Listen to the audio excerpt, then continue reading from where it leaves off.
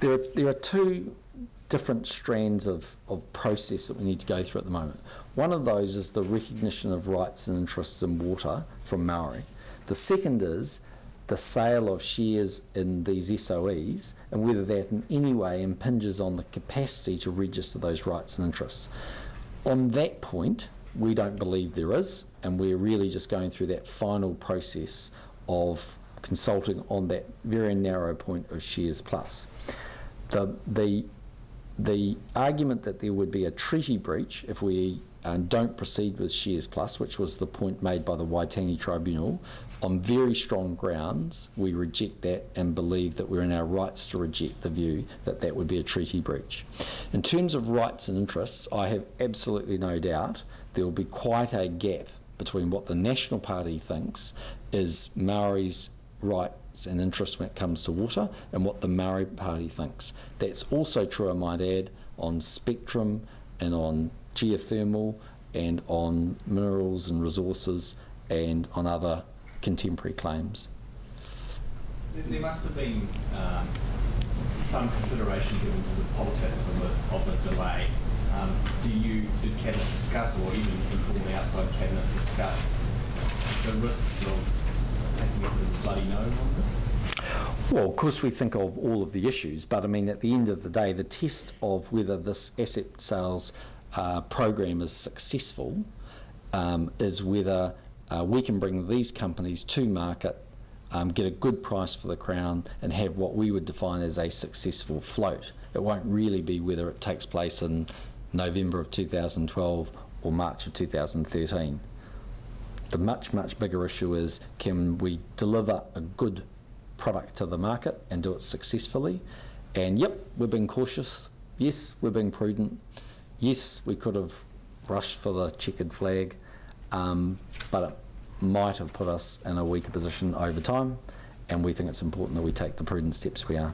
Do you have any political worries that it's going to give more time for that petition to, get the number of signatures it needs? Not really, because I mean, the reality is that A, we've had a referendum on that, it's called the election.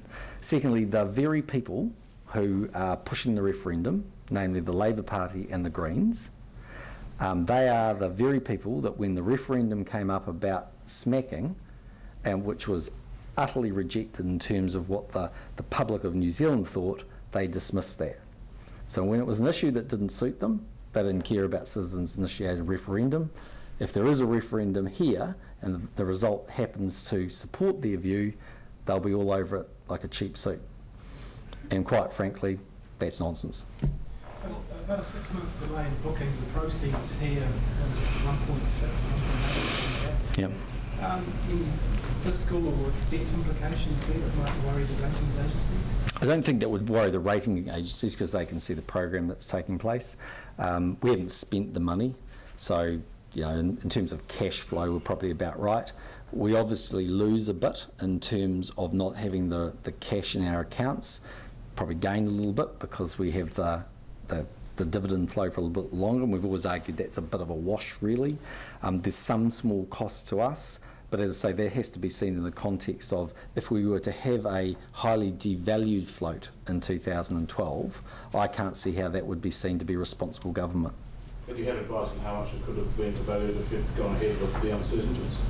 No, but I think we've certainly had a view that the uncertainty would devalue the likely proceeds.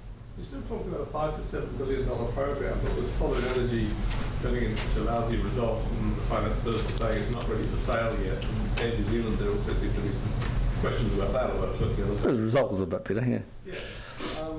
Do you still think you can do a $5 to $7 billion program, and do you think Solid Energy will be ready for sale in your term of office? Well, I'm hugely optimistic about what our term of office is, yes. But we gave ourselves 5 years, and we might need that period of time when it comes to Solid Energy. Just on any legal charge, an injunction is one thing, but the more substantive case around whether or not it is a national issue could still be resolved by the courts, couldn't it? And so you seem absolutely confident your legal advice says that this won't end up being another sort of spectrum case or Fortran CPS or courts, is that right? We've got to think about what an application to the courts would look like, and it's not for me to make out the case that an applicant might take, but it would be an injunction to stop the Crown proceeding because the sale of those shares would affect the ability to register a right or interest. And we don't believe there's any grounds for that.